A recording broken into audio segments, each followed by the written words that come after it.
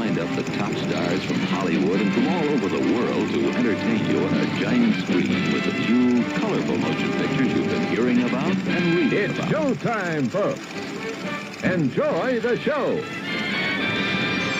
We're delighted to have you with us. They're drive-in theater. You'll find something to please you to add to your evening's enjoyment. Is pleased to bring you our feature presentation.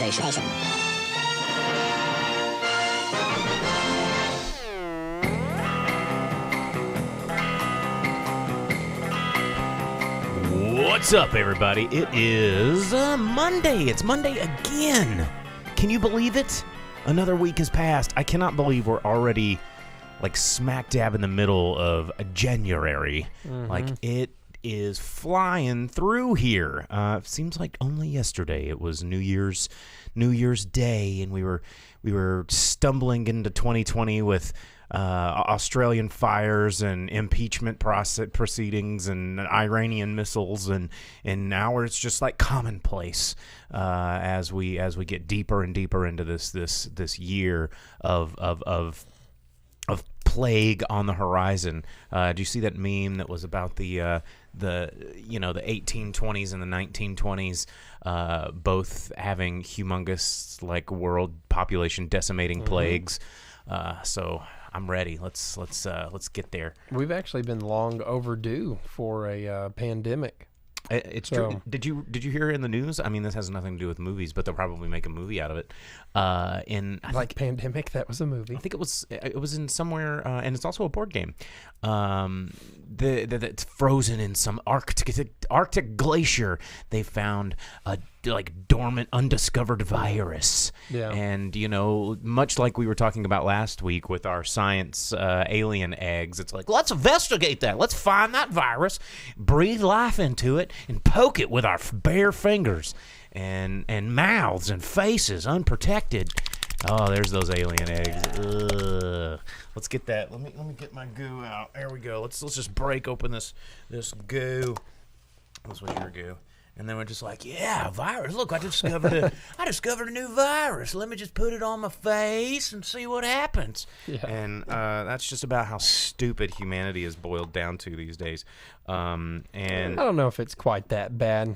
I don't know. Primarily movies. I don't know. We're going to be talking about, let me just jump right into this. Did you guys read in the news that Warner Brothers is jumping on board? They're not the first ones to do it. STX and Productivity Media and the somewhat ironically named Ingenious Media, all using versions of this technology. But Warner Brothers signed on to begin using a, quote, AI-driven project management system. Okay, so this is a mother brain, a Skynet that quote leverages comprehensive data and predictive analytics to guide decision making at the green light stage by assessing the value of a star in any territory and how much a film is expected to make in theaters and on other ancillary streams. So hold up. They're just getting rid of people to decide whether movies should be greenlit or not, and they're going to leave it up to like a robot, like all those memes where they're like, I made a robot watch 100 hours of this TV show, and they wrote a script, and this is it. Like they're going to use those robots to decide what movies get made. But a spokesperson for the company, Tobias Queeser, who's a founder of Synalytic, he says artificial intelligence may sound scary, but right now an AI cannot make any creative decisions. He goes on to say what it is good at is crunching numbers and breaking down huge data sets and showing patterns that would not be visible to humans, which I disagree with.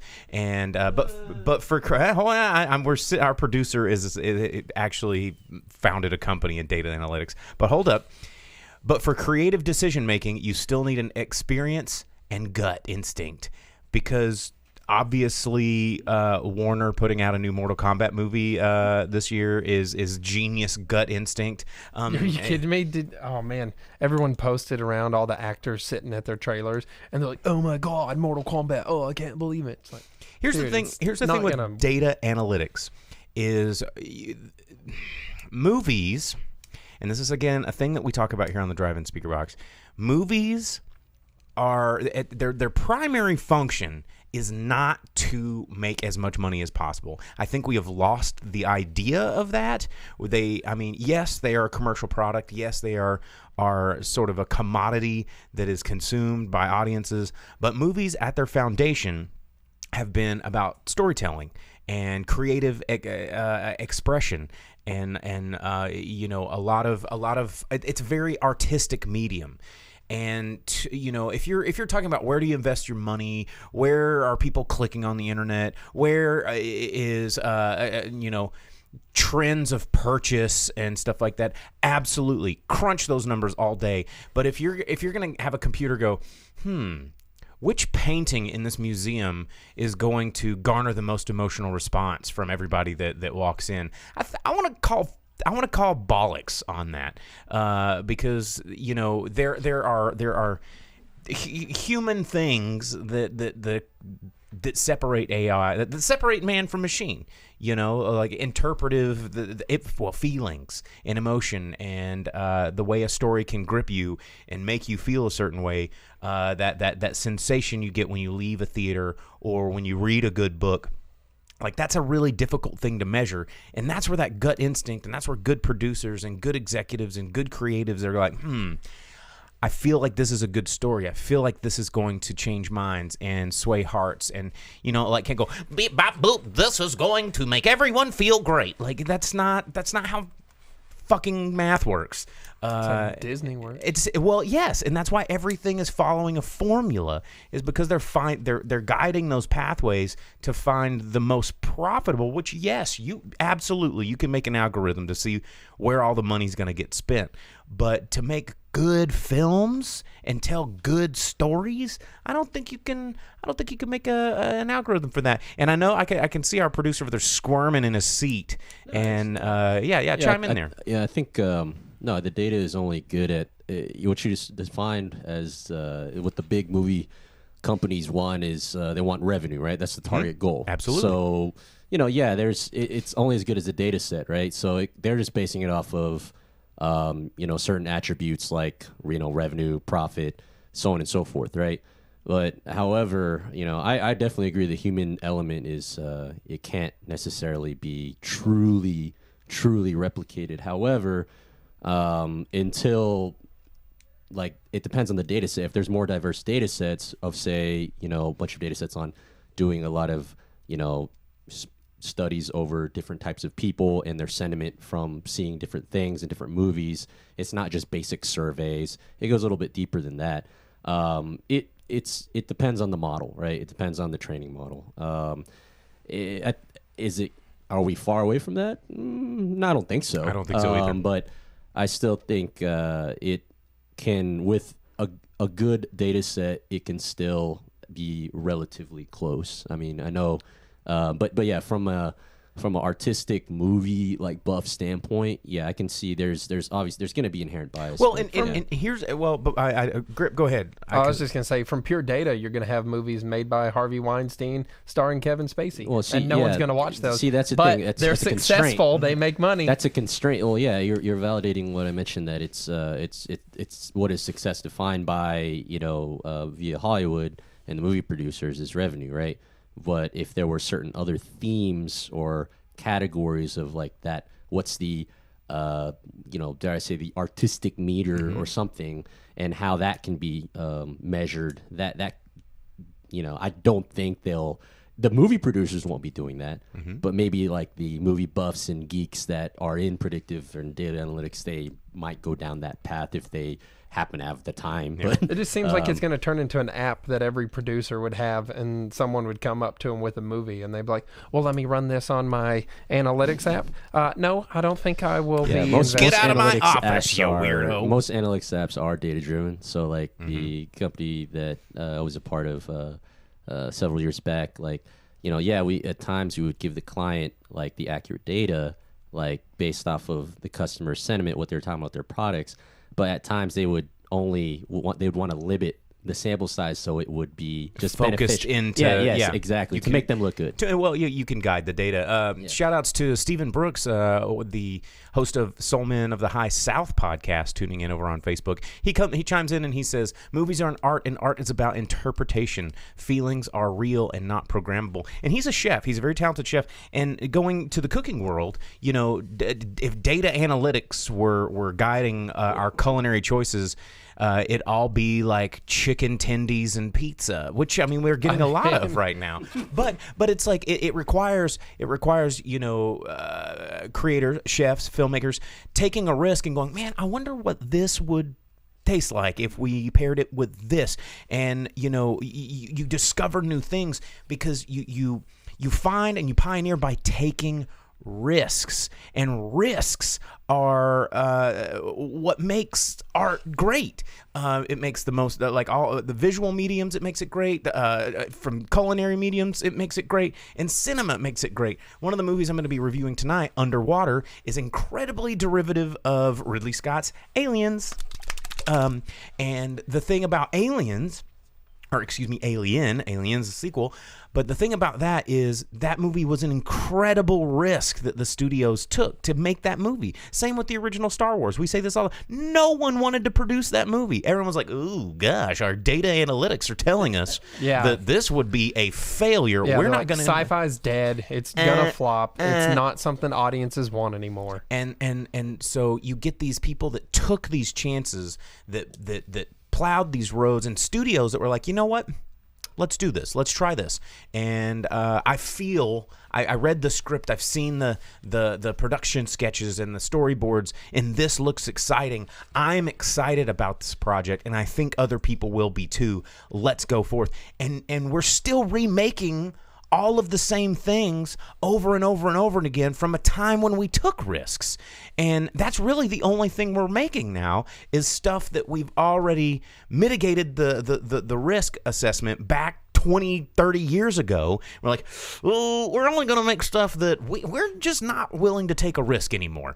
And audiences have followed suit.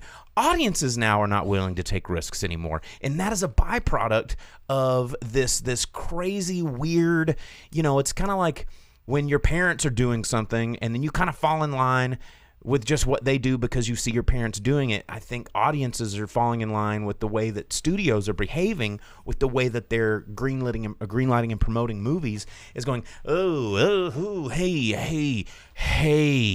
But I don't think this is good. And audiences are like, if it doesn't get a lot of money, therefore it's not good. And audiences are just not giving things a chance. But then something will slip through the cracks like Parasite. And here's the funny thing about Parasite is it took a risk. It took a chance. But now that other people are going, hey, that was actually pretty dadgum good. We're getting another American remake. We're getting a series on HBO. We're getting all these people going, oh, Parasite. And everybody's losing their freaking mind. It's being nominated for all these awards. It's one of the first foreign language films to be nominated for anything other than foreign language film. And, we're seeing, and it took somebody from another fucking country to come over to our country and go, hey, look, we did something different. And we're like, oh, wow, doing something different can be cool. And, we're sitting here with the most money, the most tools, the most talent in Hollywood. Hollywood is like the place for making movies. And it takes a small studio from South Korea to come along and kind of slap us in the face and go, hey, you can still make good movies if you just get your head out of your ass. And, don't need no freaking computer to make my movies.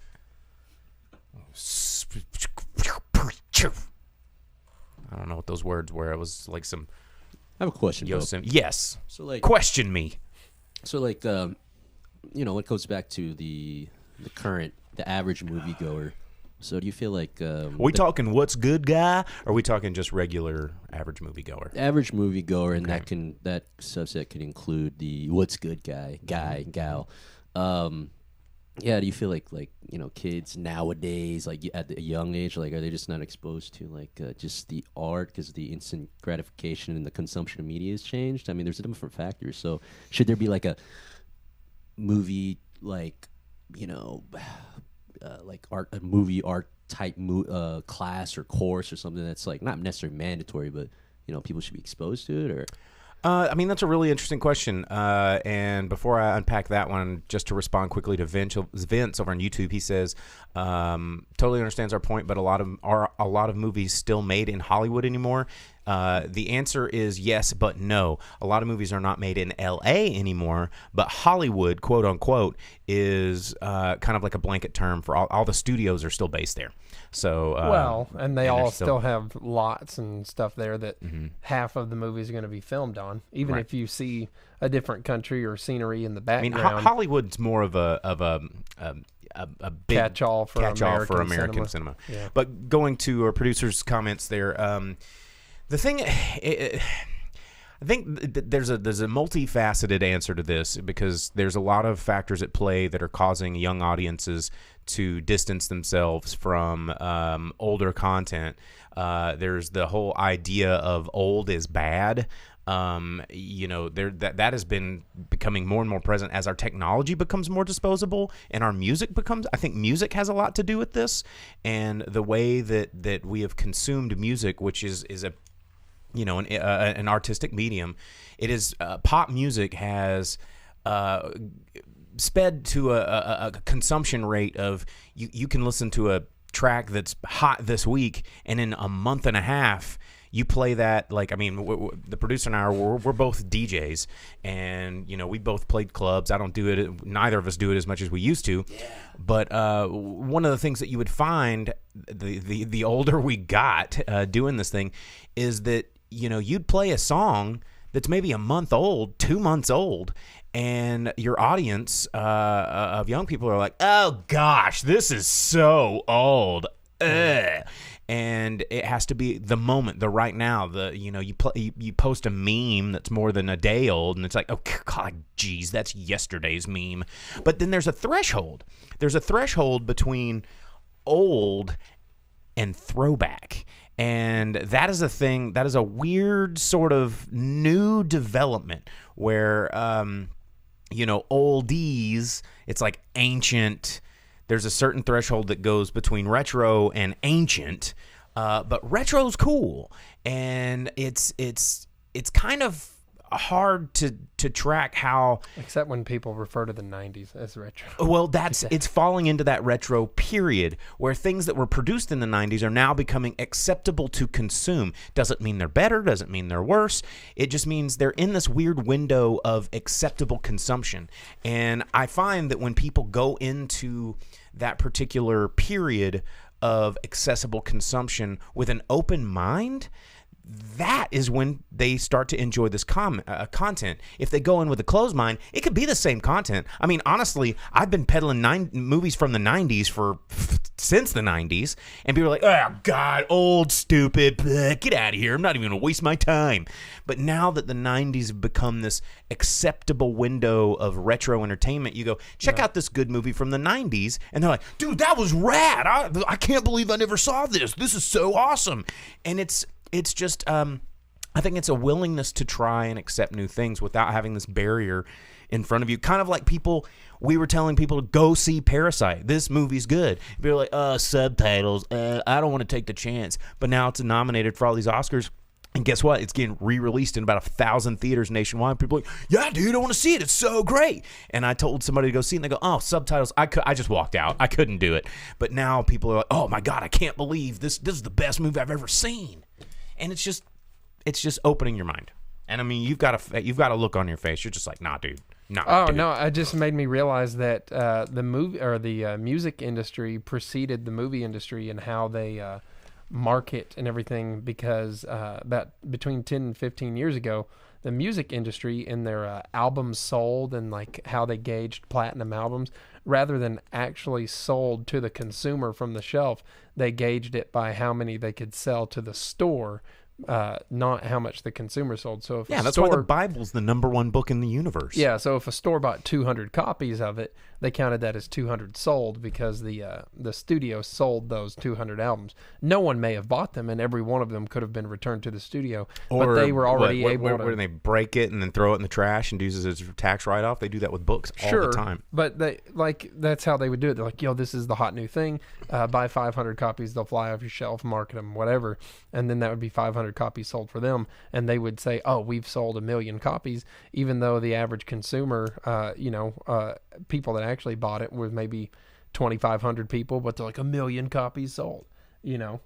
So they would hype their own stuff and drink The their own #1 Kool-Aid. movie in America. Yeah, exactly. So they got that whole like success is what you make it prior to actually succeeding. And some of these movies are like, oh, it's a flop, or if they want to hide it, they're like, oh, it's the #1 movie, even though it's hasn't made any money because nothing was good this week. Well, and I And also it's a weird way to do that. Going back to the original question a little bit, I think that the other side of that kind of multifaceted answer is that we have so much well-produced content now that the just sheer amount of content that people consume in a week that is not just sitcoms, not just your daily news. It's astronomical the amount of throwaway content that people are filling their time with. It's like, what to binge this weekend? Like, how insane is that people are like going, I'm going to spend 17 hours sitting in front of a screen this weekend, and I'm excited about it. And that's commonplace. And it's not just like, here is a 9-hour production, which probably took months to produce from some production house, and it's our, what are we doing this weekend? And films used to occupy that period. It's like an 89-minute, feature-length film in theaters that would be in theaters for 2 or 3 months, and we would invest a lot. It would be meaningful. It would be planned out, and sometimes not. Direct to video has always been a thing, but now like that direct to video has grown so large that we have blurred the lines between what does a theatrical release mean and what does just filler content mean. And they're kind of falling into the same category because the feature length is just like, oh, you have the opportunity to charge money at first to audiences. Like, that's the only qualifying factor with some of these things. I mean, if you look at the Oscar nominees, which we're going to be talking about a little bit later in the show, Netflix dominated almost all of the categories and nominations. They took more Netflix studios took more nominations than like all the Hollywood studios combined. Yeah, I saw that Marriage Story was nominated for like everything. And that's this is the first year that's happening, and that's going to be an interesting turn in how we perceive films, how we produce films, how we consume films, and it's I don't know. It's exciting and it's frightening because I think we're entering a really dark time for movie making. But I think that we're entering a new sort of, new frontier, if you will, of television. Sure. Well, a lot of people have movie theater quality sound and picture at home. And they can stream in full 4K and get near theatrical experience, I myself have a 4K TV, the capability of streaming 4K through my Xbox or TV using a good modem and router, and I have surround sound and all that. And there are times I can watch a movie and have a small theatrical experience myself, whether or not it was released in a movie theater. I know it's the games are changing, and it makes it where no one talks. There's not a single soul talking. It's so delicious. I don't have to tell anyone to turn their cell phones off. I don't have to throw Skittles at someone's head to look at them really mean. Hey, you butthole. Yeah. Turn it down.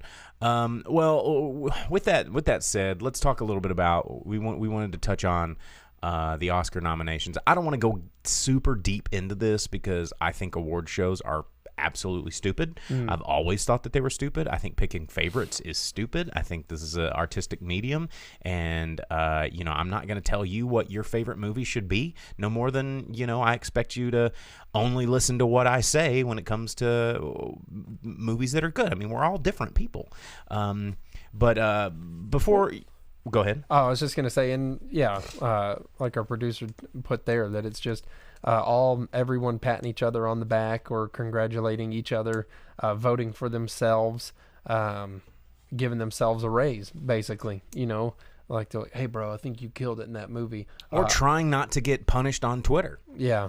Hey, I had a real stinker this year, but you know what? You killed it, dude, and you're my homie, so I think you should be able to put Oscar winning or nominated and make more money on the next however many films you ever decide to make. That's kind of how Oscars have been for the Academy's been that way for a long time. And now instead of trying to course correct, it's just like, oh, God, who do we nominate to where, oh, God, Greta Gerwig, she's mad again. Oh, what do we do? Yeah, but come on, man. Greta Gerwig's cool. And she is, but was Little Women the best movie of the year? I've been told it's pretty friggin' good. I've been trying to go see it. I mean, here's the thing. Everybody's losing their minds because female directors were snubbed at the Academy Awards. And I was like, that's the only news they're talking about. I don't know it's about like, that. But I don't know about that either. But my point is, it's like we're focusing on the one thing that's like, oh, we have this battle to win.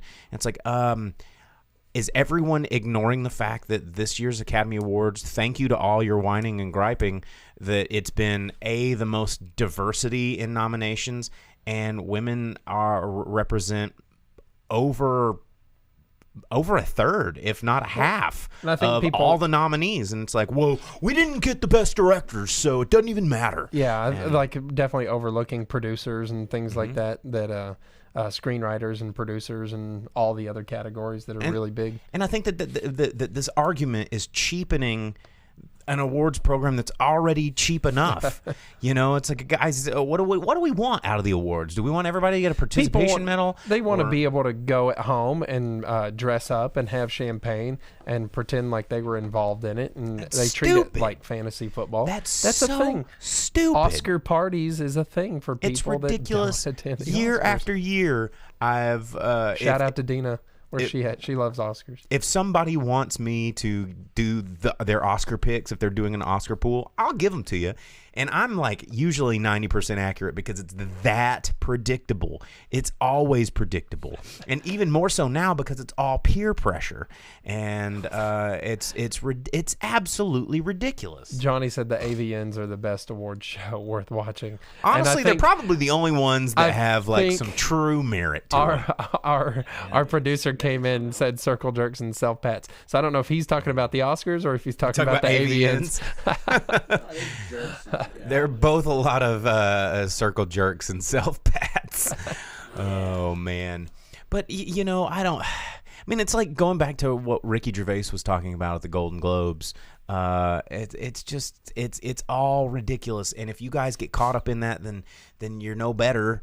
Just who cares? If in fact, let's shut down the Oscars and then all make up our minds on what is good and what isn't good. But we can't do that. I was going to say no one would have gone to see any good movies. Parasite. 1917 wouldn't be near the box office hit that it is right now. No. I know because I go to every war movie and I never see anyone there. It's always unfortunate. Hacksaw Ridge had quite a bit of people at it though. But that I don't know how much of the religious portion of that played into that in our area. But people are getting real upset because Beyonce didn't win Best Original Song for Lion King, and I'm like, that song was the worst performance I've ever heard from Beyonce. Go back to my review of the movie. How does Beyonce not sing well? It was terrible. It's like you have one thing that you do. You sing, and she screwed it up. But this is where points that I've made on previous episodes are coming into light here, that fandom is superseding our ability to it's a beehive phenomenon. It supersedes our ability to Queen Bee, dude. Her beehive. Yeah, they're vicious. Militant. They're vicious. And everyone's like, mobilized because fandom. we like Beyonce, how dare you not nominate her? I should invite you to the Facebook group. I joined it just for entertainment at one point. It's nuts. Barf. Absolute barf. But there's just all this stuff that's flying around. Adam Sandler not getting nominated, or Eddie Murphy not getting nominated for these low budget films that they had amazing performances.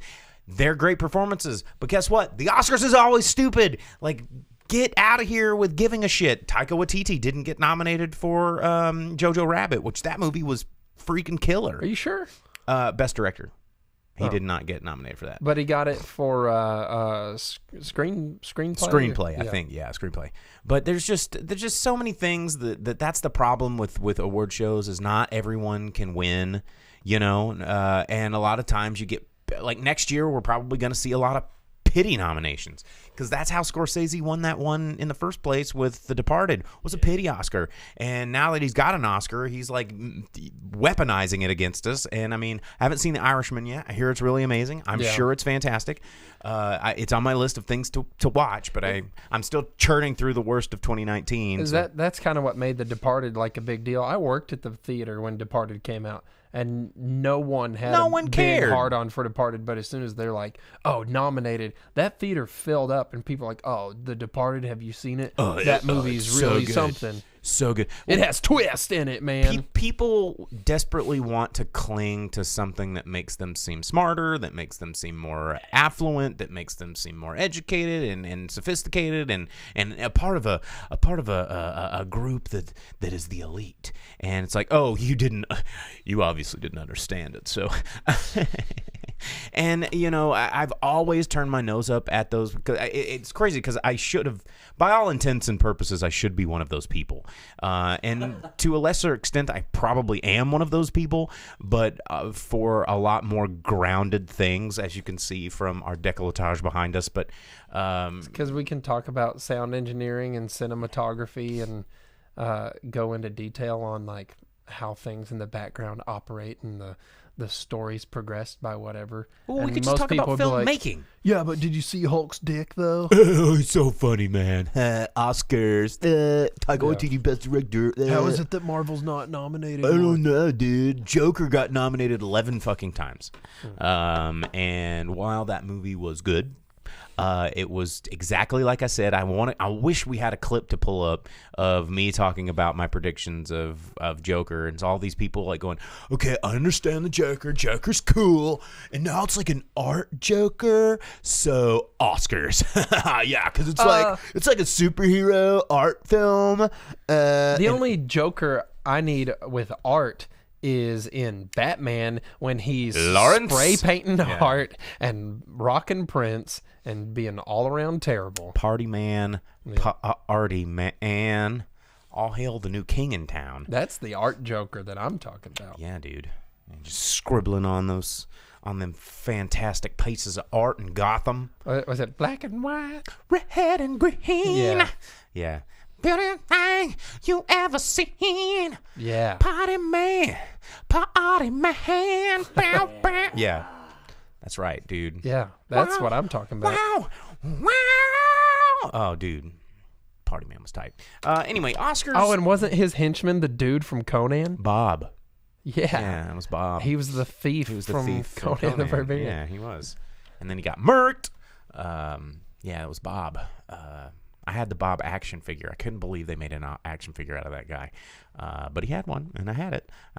Wish I still did, because it'd be living right back here on our set. And if you're not tuned in live, if you're tuned in on our podcast over on Spotify or wherever it is you find your podcasts, you can always watch us live. You can tune into the chat. I mean, we got Chef Stephen Brooks, we got Vince, we got Johnny Dalton, we got all these people tuning in and chatting in our chat screen here. And you can be one of those people if you just find us either on Facebook Live or YouTube Live. You can like and subscribe over at those respective websites.com/The Drive-In Speakerbox. It'll get you right to it. Or www.doodoopp.pizza is still a thing.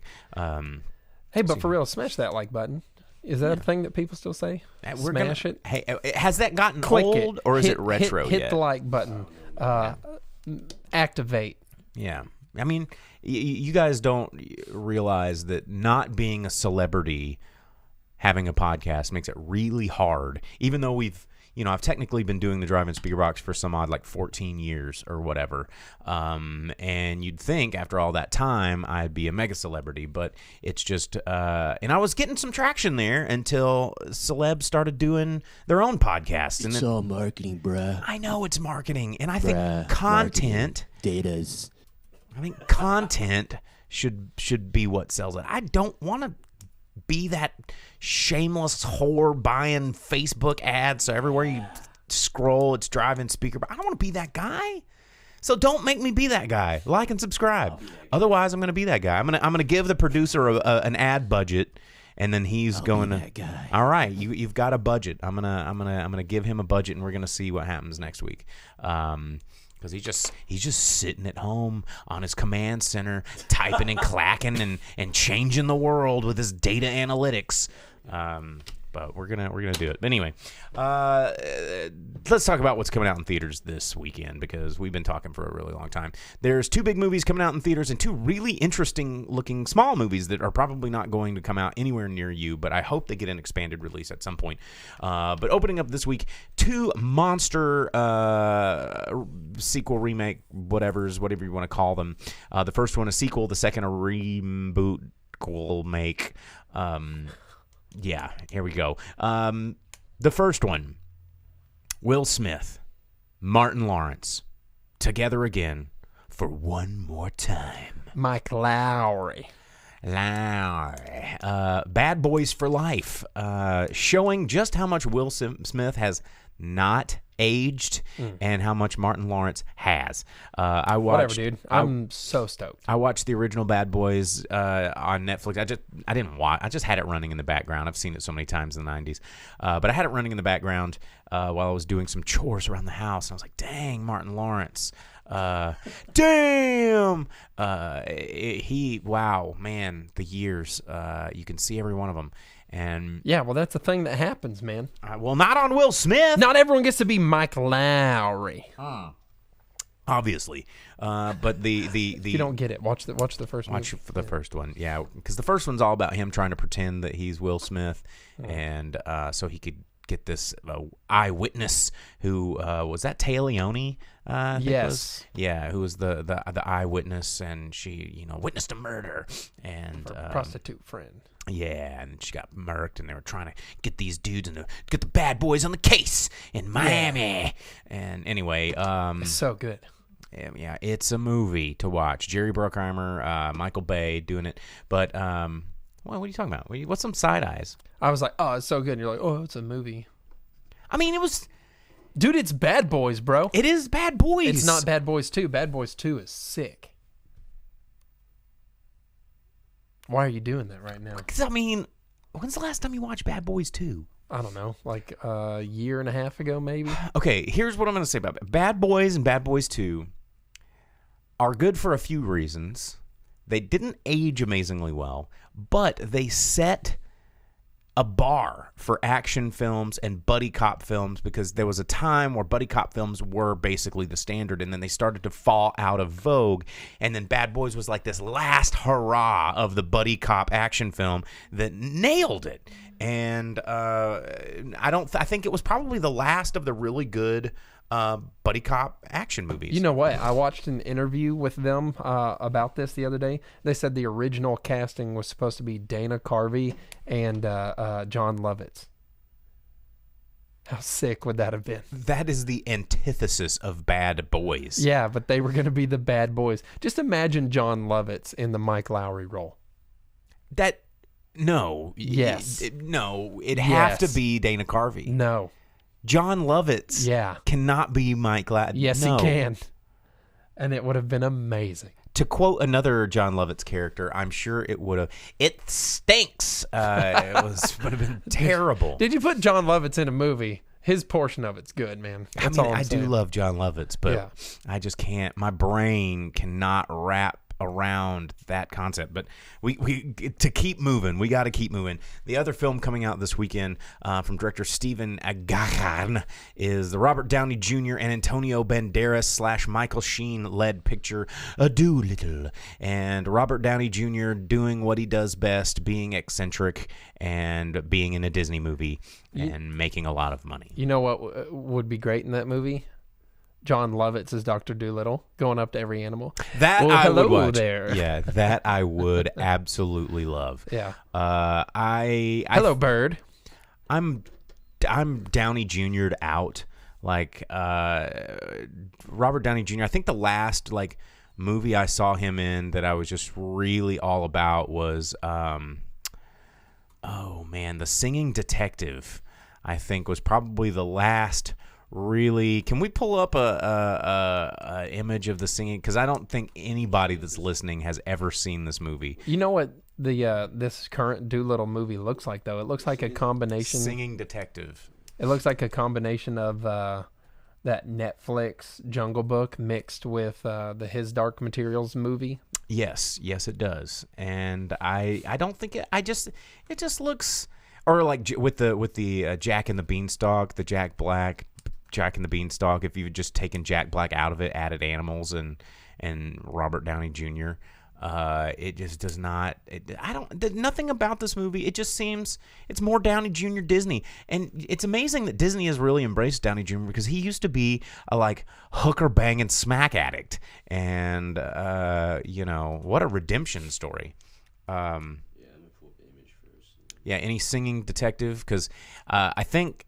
I don't know. A couple of our Singing Detective. So it's the Robert Downey Jr. one. Really bizarre movie. You can see the HD. That's him down there. If you go to the very bottom row. Dude, talking about John Lovitz, you know that Robert Downey Jr. was on a single season of SNL Once Upon a Time. He was. Did not make a big impression there, but he was on there. I mean, John Lovitz I don't think has ever really made a big impression on anybody. What? No, I was talking about Downey Jr. Oh, Downey Jr. Yeah, you're okay. Never mind. My brain's still on John Lovitz. No, he made a big impression on us apparently. And look, we got Johnny being like, "Yeah, that's the ticket." Oh yeah, there's old Downey Jr. in The Singing Detective, 2003, I believe. Yeah. It's a weird movie. But then after that, something happened, and he got Iron Man'd. Anyway, also coming out, two little indie films that look really, really cool. If you've not seen the trailer, the film The Wave, starring Justin Long, really interesting trailer, where it kind of takes the same premise that we've seen a million times, where it's like straight-laced guy that works in an office, goes out for a wild night with his friends, and they talk him into taking drugs, and it gets crazy. Except for this gets really crazy in a very dark way. And I check out the trailer. It looks really interesting. It's like a sci-fi twist. Looking forward to checking this one out, but I don't think it's going to be coming in theaters. It's going to probably be a very limited release. And also, a film from director Jack Henry Robbins, starring a whole ensemble cast of comedians, called VHS. And it's a weird retro comedy, very 90s, shot entirely on VHS and beta, following this 12-year-old boy, Ralph, as he kind of records home videos and some of his favorite late night shows onto this VHS that's his parents' wedding tape. Oh no. Yeah. And so it's like all these weird clips and things interspersed over this wedding tape. The trailer looked bizarre. Apparently it's getting really good reviews at the film festivals, and I would like to see that. So Vince says, can I say that I'm excited to see the RDJ produced Perry Mason with Matthew Rice? Perry Mason. They're making a Perry Mason movie? And RDJ, I wish that was Richard D. James. I don't know. We'll see. But anyway, that's what's coming out in theaters this weekend. You can check that out. Yeah. Wow. I mean, who's going to know who Perry Mason is anymore, though? Like we were talking about earlier, that's in that like category of old. It's ancient. Where, it's so old that they won't remember and they'll think it's new. I'm usually pretty good about remembering theme songs. What was the Perry Mason? How did that one go? No, that was Dragnet. Was it the don't? No, that was the spy hunter Peter Gunn. Oh, that was Peter Gunn. Yeah. It had. I mean, Ozzy Osbourne wrote a Perry Mason song.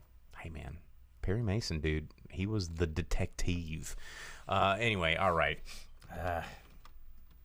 Let's talk about movies. Does that mean they're gonna make a what was the one with Matlock? Are we gonna get like new Matlock? Let's get a Matlock movie. Oh wait, is that Perry Mason? Oh wow, yeah. I remember this one now. Yeah. No, I had it. Da da da da da da da. Yeah. Da da da da da da da da da.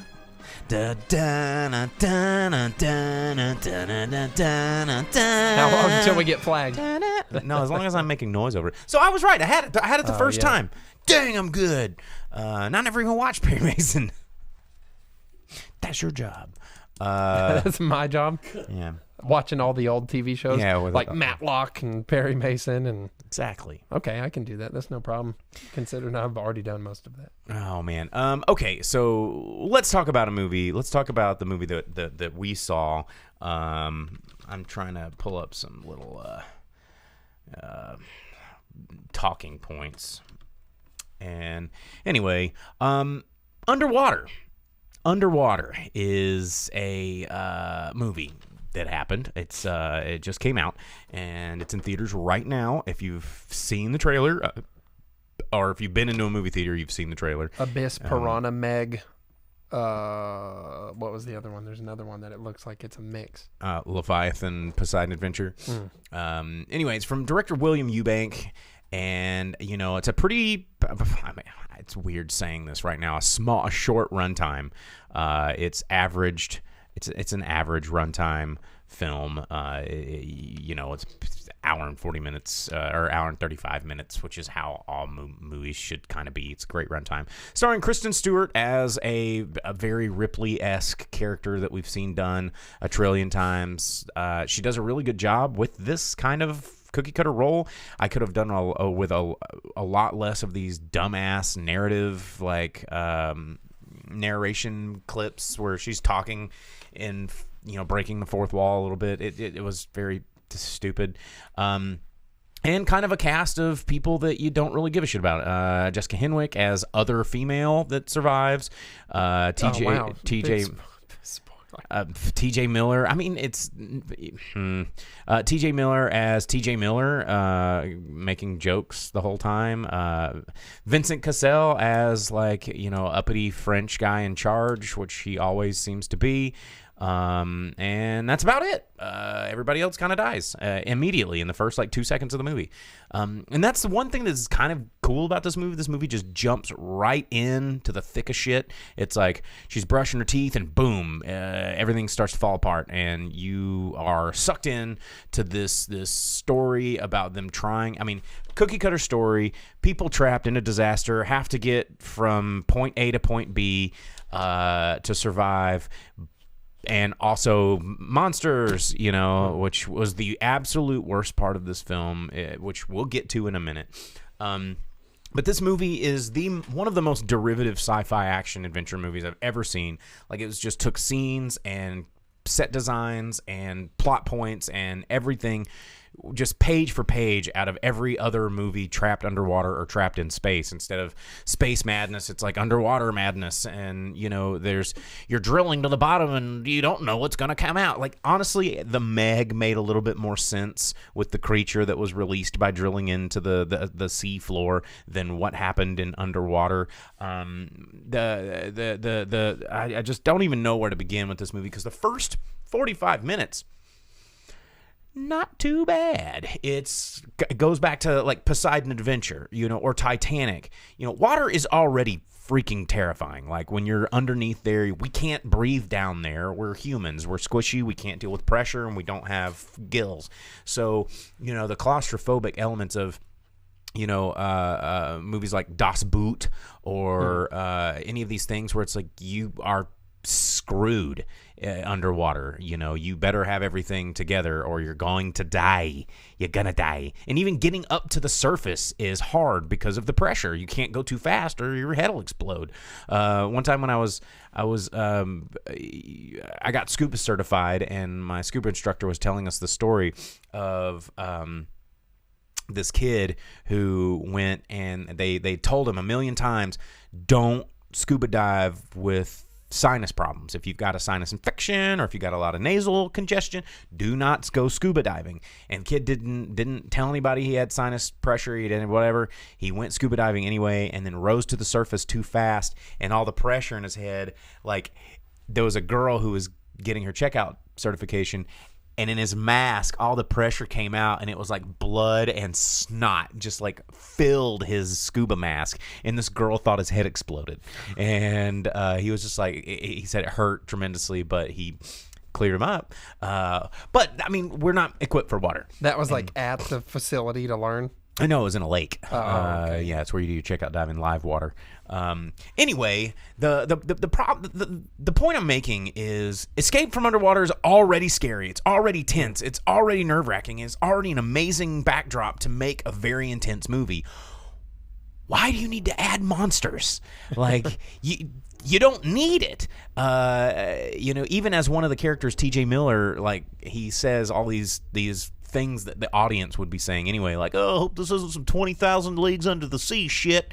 And then when he starts hearing scraping outside and seeing some weird things, he's like, oh, this is some Slender Man shit. And it's like, yeah, it is. And why did they add it? It doesn't make any sense. And, you get these wafer thin characters that proceed through this A to B scenario, and for the first half it's very stressful. They're trying to get through these things, and there's pressure's building up, and doors are locking, and they're having to squeeze by, and they're seeing their friends that have died. And that was actually really cool at first, is they're making every death meaningful and powerful, and like they're walking through this cave and they see someone, and then they acknowledge who that is. They're like, oh my gosh, that's so and so, and they stop, and it freaks them out, and they're trembling, not just like, oh, there's a body, keep moving. And but all that is thrown away at the introduction of these sea monsters that somehow have evolved over time through living at the bottom of the Mariana Trench, which is where all the deep sea shit happens, right? And because we don't know what's down there yet. And apparently it's bipedal, two-armed, two-legged sea monkey monsters that know how to like punch and kick for whatever reason, because that's a thing I guess they have to do down there. And it turned into Aquaman all of a sudden, and it was stupid. A tentacle Cthulhu blob would have made a lot more sense, like coming up out of the depths. And it's like, oh my god, what's all the eyeballs and tentacles and teeth and shit? Ah! Like, that would have been freaking scary as hell. I would not have wanted to go down in the water to the ocean after seeing some shit like that. But like, I know there's not going to be a merman down there going, oh, get out of my territory, whoa, like fucking He-Man. And which is an actual dude, and that's what he sounded like. Were they not like exactly modeled after Creature from the Black Lagoon? No, they were exactly modeled after Cloverfield. Yeah, well, you even have T.J. Miller in it. Yeah, I mean, it looked like the Cloverfield monster standing up, and it was dumb. But then here's where it gets even more dumb. And spoiler alert, there's an even bigger, crazier, like Leviathan, 1989 Leviathan-style Leviathan at the bottom of the ocean, who's like some titan from the abyss that all these other little things are spawning out of. And it's like this Cthulhu-esque deal going, don't you drill into my house. And he's like huge and like going, like screaming. Little sea monkeys are flying out of his house in his mouth. And it's just stupid. Everything has just gone from like, okay, everything's collapsing. It was really tense for a minute, to now there's a giant space alien living in the Earth's crust, shooting millions of sea monkeys out of his hands. Why now? Like, the movie doesn't, even though there's this Wayland Yutani-esque sort of company called like Tani or something that's drilling in the bottom of the ocean for no preference or no prefaced reason. It's just, we're doing it. And then they try to cover it up, and at the end it's all these newspaper clippings of drilling is going to commence, and there's all this cover up, and it's like, we're setting up for a sequel in case it makes money. And then it shows Bishop going into a submarine to go talk to the alien. Yeah, I mean, the movie was it just lost its way. It had no way by the halfway point, and it was such a bummer because the set design, some of the characters were decent, the atmosphere, the music, the score was great, and the costumes, dear God, the costumes were incredible in this movie, which the best part of these costumes, it made me want a StarCraft movie more than I've ever wanted a StarCraft movie ever, because the costumes, the underwater, the sea stomping outfits were basically Terran Space Marines. Like, I kid you not. And I've never, it's like you see those on the video game and like, God, it's impossible to walk around in one of those. And they made that costume and they were walking around in it. And I'm like, holy shit. Like, we can now have a StarCraft movie and it'd be cool. Remember the Warcraft movie? Okay. That could have been cool. Korea liked it, right? And so did China. Yeah, it was real big. Man, I don't know, dude. It just, this movie had so much potential, and if they had just removed the stupid ass alien monster that had no explanation whatsoever, I mean, or even give me a little bit of a mystery, like this corporation has been down there drilling to discover, alien life that crashed there a long time ago, kind of like The Thing from outer space. Like, that's why they were there. It was like this cover up. They're like, oh no, we're down there for, we're looking for natural resources and shit. Don't ask questions. They didn't have any of that. It was just like, we're down here, and holy crap, sea monsters. And Yeah, but I think you have a good point that there's no need for monsters when you're that deep underwater. If you've ever watched documentaries on that, they're like in SpongeBob, where they go swimming in a water that's thicker than the water and it acts like water in water. That's a real thing. There's such salinated, like salt-filled murk, and there's like these eel, like weird fish that'll swim down in there, but it's too toxic for them, and if they spend too long there, it'll kill them. But they go in and they come out, and no one knows what they're doing in there or why, because we've never explored down into those real thick pockets of weird stuff. There's worms everywhere, and there's like volcanic vents and all sorts of creepy stuff. I'm already having nightmares. Yeah, why do you need to add mermen, sea monkeys to make it less scary into the mix? Like, Yeah. that's the thing. They could have just made it dark and claustrophobic, as it is going to be already. Like The Abyss had that feel to it, but it turned out its monsters were nice. But there was no need for creepy mermen. You didn't need it. The movie was and honestly, like I said just a minute ago, once the monster showed up, all the tenseness, all the anticipation, all the like, holy crapness, are they gonna make it or not? It disappeared. Like, and I didn't care anymore. It just turned into this, like, well, they're probably going to kill the monster, and then somebody is going to escape, and then one person's going to sacrifice themselves in some dramatic, gesture of, go on without me. I'll shut it down and sacrifice myself to kill the bad guy, because that's what you fucking do in these movies. That's what happens in every movie with water. Or any movie with a big monster, or something that's like Gandalf going, oh, let me hold off this Balrog while you go, or what was the Matthew McConaughey, oh, let me go stab this dragon while you go. You remember Reign of Fire? Yeah. Oof. You said that like you liked Reign of Fire. I mean, it had McConaughey and Batman. And dragons. It did. But it's just. So it fell flat. It's very shallow. And yeah, Underwater. It's in theaters right now. You can see it if you want. I honestly, matinee at best. I would not plan a weekend around this movie. If anything, like, it's worth it for the music. It's worth it for the set design and the costuming. Like, all spot on. But the movie's ruined, or the monsters ruined the movie, and I got a little disappointed. So there you go. Underwater in theaters right now. Check it out. Blah blah blah. I mean, and you know, it's also the guy that directed this. He hasn't really directed a whole lot of things, but he is a fairly accomplished cinematographer, which I think makes a lot of sense in this movie because it was visually pretty interesting until the CGI monsters started to come into play, and the CGI was stupid. Because the monsters were stupid. And yeah, well, they ran analysis apps on it, and it said that more people would pay if there was a monster. That's true. That's true. Thanks, apps. Okay. Well, I guess we need to do the box office. Is there something we're missing tonight? Is there something we're missing? Oscars. We talked a little bit about the Oscars. We talked about those. I don't want to go too deep into it.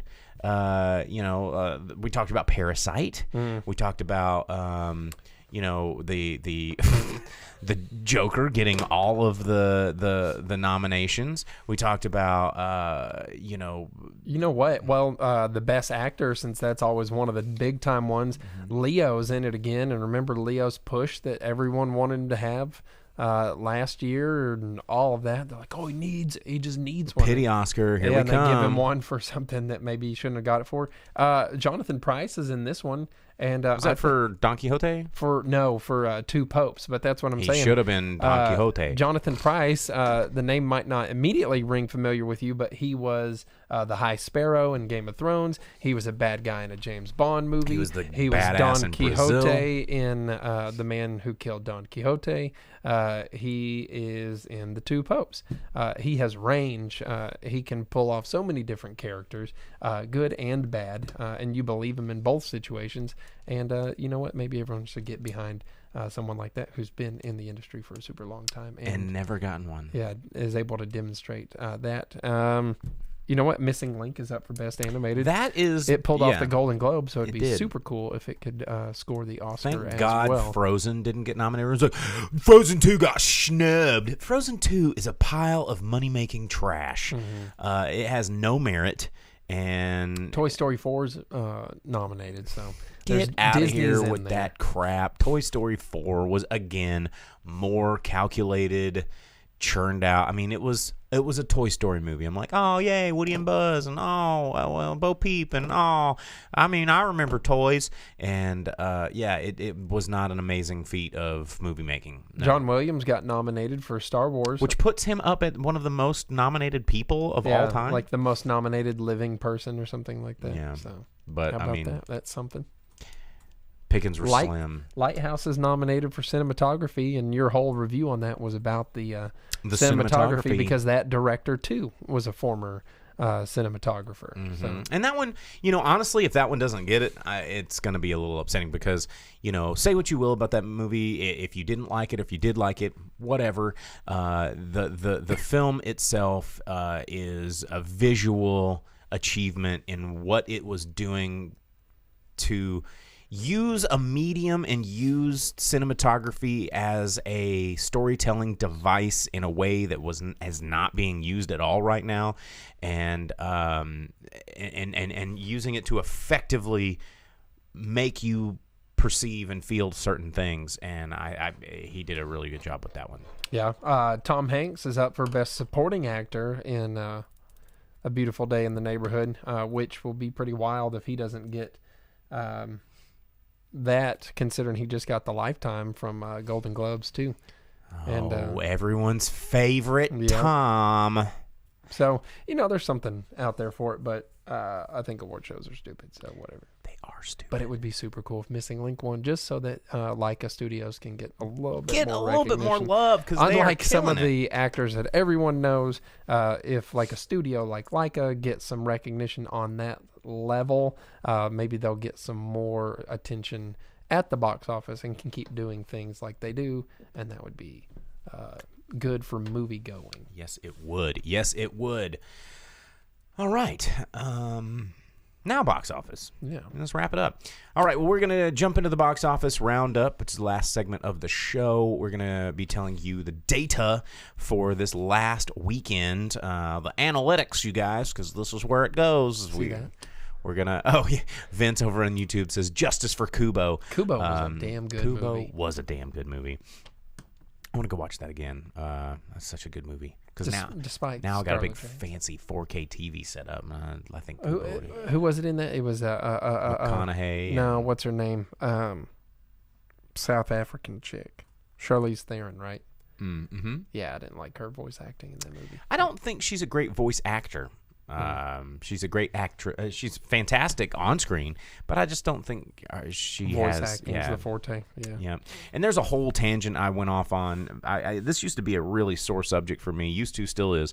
That I used to talk about a lot on the Drive-In Speakerbox, but I've just kind of seceded to accepting it at this point. But about 14, 15 years ago when I started doing the show, one of the things that was really driving me, because I always wanted to be a voice actor. And it was, I've done voiceover work, I've done it, but I wanted to be a voice actor, and I never really pursued it hard enough. Because I never really pursued anything hard enough, because I'm kind of a generalist, and I go where my skills take me, which has actually worked out pretty well so far. But it never made me a voice actor. And one of the things that really took a lot of wind out of my sails, and there's a lot of really interesting commentary from guys like Billy West and other, big name, basically the entire cast of The Simpsons, big name voice talents like that, talking about how in animation, and now it's just commonplace, where it used to be that what's the Looney Tunes guy, Chuck? The guy that did the voice for everybody. Mel. Well, anyway, there's a bunch of these really famous guys. What was his name? Mel something. I'm drawing a Mel blank. Blanc. Mel Blanc. Yeah. You're drawing a Mel Blanc. There you go. I was drawing a Mel Blanc, but the way that animation used to get cast is, you would create this character, you would create what you want this character to be, where you want the story to go, how you want this character to get fleshed out, and a voice actor would assume the role of this character and try and find the voice, find that voice for the character to come to life. Kind of like What's Good Guy, man. That was a character that I created a little bit to represent a guy that I had in my head. And now the What's Good Guy was not me being What's Good Guy. It was a character that needed to come to life. And, there was a period in animation after, I think, the great fall of Disney animation in the late 90s, and then the rise of computer animation, I think most notably with Toy Story. What happened was there was a shift to where celebrity voices became the sort of, Vince, thank you, Chuck Jones, became the sort of end-all be-all of what you had to do, because instead of selling the narrative, they sold the characters. So, for example, Kung Fu Panda was starring Jack Black. So it wasn't the voice of Jack Black making this character come to life. They go, how do we make the main character of this animated movie be personified with traits of this celebrity that we want to advertise being in this movie, so people will go buy tickets to this movie because they like Jack Black. So there you have your character taking on the attributes of the human playing the character. And you see this almost every movie that comes out now. Like, even to the point of, remember, what was that Will Smith, A Shark's Tale, where it looked like Will Smith as a fish? You see that picture of Willow Smith? Yes, that's what made me like that. That's what made me think of it. And that has become the standard, where they sell with these celebrities as these characters, and it's just the voice that you have to recognize. They want audiences to recognize these celebrity voices as these characters to go see this movie, instead of. That's why the Lion King remake, I think, was so weak. It was like, guess what? We have a Beyonce song. Guess what? Childish Gambino's in it. Guess what? And we're already familiar with these characters so hard that hearing these alien voices, we're like, we know this voice and we know this character, and they don't match. And well, part of that was the first time around, you had so many different celebrities doing the voices, and then you changed all of it. You went from Nathan Lane to... But those people were being the character. Yeah, Nathan Lane is a good voice actor. Because he is a character. He plays characters. Turned out JTT was pretty good at being a child voice actor. James Earl Jones, voices is something he's very good at. Yes, that's his trademark. Eric Iron, or right? Yeah, I think so. I don't know. Yeah. the dude that did Scar. Irons. Oh, yeah, Jeremy Jeremy Irons. Irons. Yeah, Jeremy Irons. He killed it because he was playing a role, Yeah. and you weren't watching that movie going, "Oh yeah, Jeremy Irons, that was a great." You're just like, dude, that's Scar, my man. Mm-hmm. That is what it is, and that is the hallmark of a great voice actor. And that is becoming a lost talent. But anyway, I digress. We will go into the box office roundup right now. Let's go. Top 10 movies in America. Here we go. Number 10.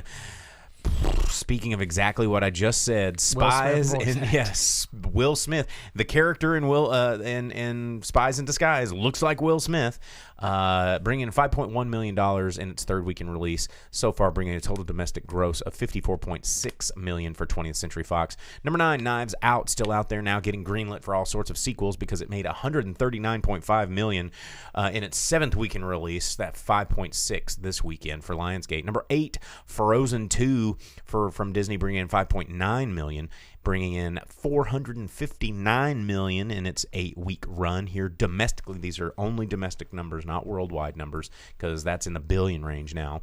Number 7, opening at number 7, 20th Century Fox, Underwater, bringing...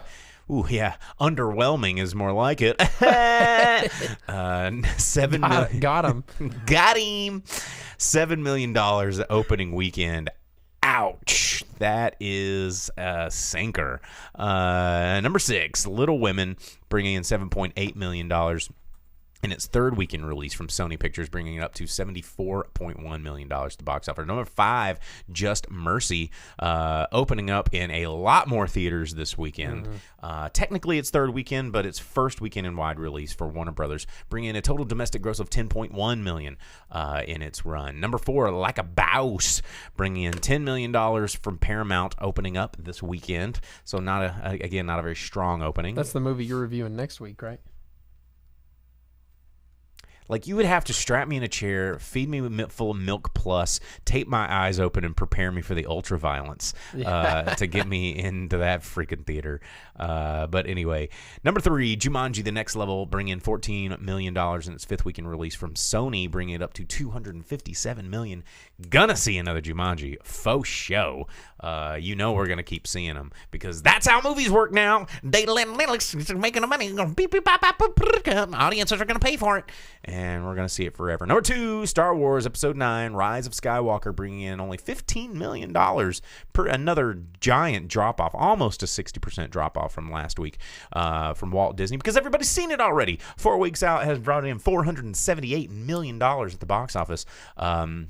In 4 weeks, that's more than Frozen, and so it did its job. It did what it sought out to do, despite actually not being very good of a Star Wars movie or period or any movie at all. It still made billions of dollars, billions. I hope everyone at home and in the back row understands that there's a B in front of that. We could solve all the Earth's hunger problems with. We could put out every fire in Australia with just this weekend's Hollywood earnings.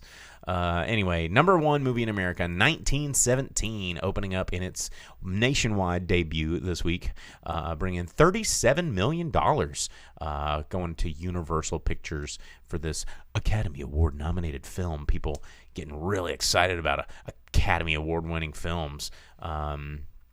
Yeah, I think next week we might get a little wider release of Parasite, which was the 14th movie in America, only in 345 theaters, but it opened up with an additional 125 theaters this last weekend, and I think we're going to get some more because people are now actually going to pay attention to it because Oscars. And there you go. So that is your top 10 movies in America. Any parting thoughts? Any final thoughts there, Greg? I don't know. I think this weekend I'm going to have to jam pack in some movies. I got 1917 to watch. I got Bad Boys 3 that I need to see. I would like to watch Little Women if given the opportunity. And I think there was one other that was going to be out that I wanted to Well, if next week's episode is going to be so jam-packed, we may have to do a completely separate episode of our worst of 2019. I think that's just going to have to be a standalone special because we've been working hard on it. And, one of the reasons it hasn't happened yet is because unlike a lot of these other websites and aggregative, review places, we actually watch these movies. instead of just like regurgitating other shit that everybody is just clicking around. And I've still got to watch Gemini Man, which I'm going to be watching tonight. Yeah, I know, right? I've got a lot of. Well, see, and that's the hard part, is because throughout the year you watch everything that you want to watch, or sometimes what's available. But then here towards the end, we're like, oh, what might be terrible? Yeah, like that crap. I need to watch. And so yeah, I've been playing catch up. Of watching these really bad movies. Man, I watched. I mean, this is going to be really embarrassing. I started to watch Charlie's Angels last night, and man, I couldn't. I had to stop. Couldn't. I'm going to have to take a break and then come back. So yeah, there's more movies that I gotta churn through. But we were gonna in the next week, in the next 10 days, we're going to have that 2019 worst of finished, because I don't want to put a movie on there that I haven't seen. Like, God, do you know how painful it is watching Pure Flix movies? Because I've been scrubbing through some of those But anyway, we'll see you guys next week, and at some point in the middle of the week, probably for a special of the worst of 19. As always, I'm the Boom Operator. I'm the Grip. And we'll see you guys later.